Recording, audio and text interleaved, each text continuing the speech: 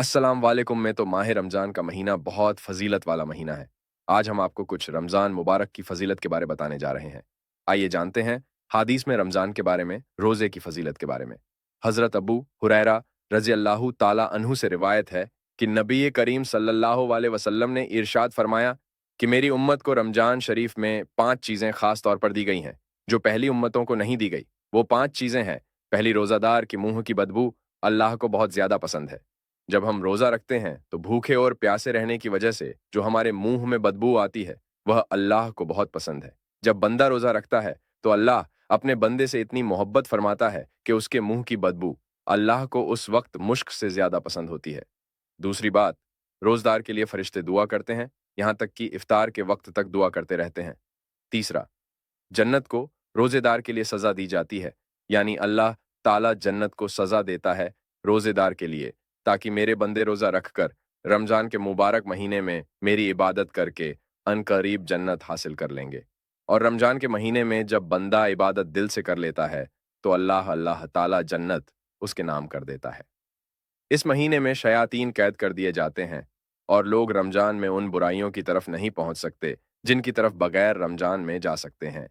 इसीलिए आपने देखा होगा कि रमजान के महीने में शैतान किस्म का आदमी भी गुनाहों को कम कर देता है। शैतान कैद कर दिए जाते हैं। अब इंसान जो थोड़े बहुत बहुत गुनाह कर लेता है, ना वह अपने नफ्स की वजह से कर लेता है। और रमजान की आखिरी रात में रोजेदारों की मगफिरत कर दी जाती है। दूसरी हदीस में अल्लाह के नबी सल्लल्लाहु अलैहि वसल्लम ने इरशाद फरमाया कि एक दिन का रमजान का रोजा छोड़ दिया गया और फिर तमाम उम्र वो रोज भी रखें तो रमजान के एक रोज का सवाब हासिल नहीं कर सकता। रमजान के रोजे की इतनी बड़ी फजीलत है, अगर कोई बीमार है, मजबूरी में परेशान है, वाकई में वह रोजे रखने की हालत में नहीं है, तो वो छोड़ दें तो एक अलग मसला है। लेकिन कोई जानबूझकर कोई रमजान का रोजा छोड़ दें तो रमजान के रोजे का सवाब इतना है कि अगर कोई शख्स सारी जिंदगी उस रमजान के एक छूटे हुए रोजे की कजा में सारी जिंदगी निफली रोजे रखे, तब भी वह रमजान के रोजे का सवाब हासिल नहीं कर सकता। रमजान के रोजे का सवाब इतना है कि हजरत अब्बू हैदर हुरैरा अल्लाह ताला अन्हु फरमाते हैं कि मैंने रसूलुल्लाह सल्लल्लाहु अलैहि वसल्लम को यह इरशाद फरमाते हुए सुना, रोजा इंसान के लिए ढाल है।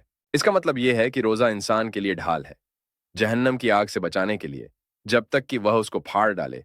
इसका मतलब यह है कि वो रोजा का एक हक अदा करें। रोजे का हक क्या है? कि गुनाहों से बचा जाए। रोजा इंसान को जहन्नम की आग से बचाता है। जब रोजा रखने के बाद कोई भी अल्लाह अल्लाह के रसूल के हुक्म के खिलाफ काम नहीं करता। एक और हदीस में हजरत अब्बू हुरैरा रज़ी अल्लाहु ताला अन्हु से रिवायत है कि हुजूर अकरम सल्लल्लाहु अलैहि वसल्लम के अनुसार है, 3 आदमियों की द्वारा रद्द नहीं होती। एक रोजेदार कि जब वो रोजा इफ्तार करते वक्त दुआ मांगता है, दूसरे आदिल बादशाह की, तीसरे मजलूम इंसान की जिसको अल्लाह ताला बादलों से ऊपर उठा लेते हैं, आसमान के दरवाजे खोल दिए जाते हैं और इरशाद होता है।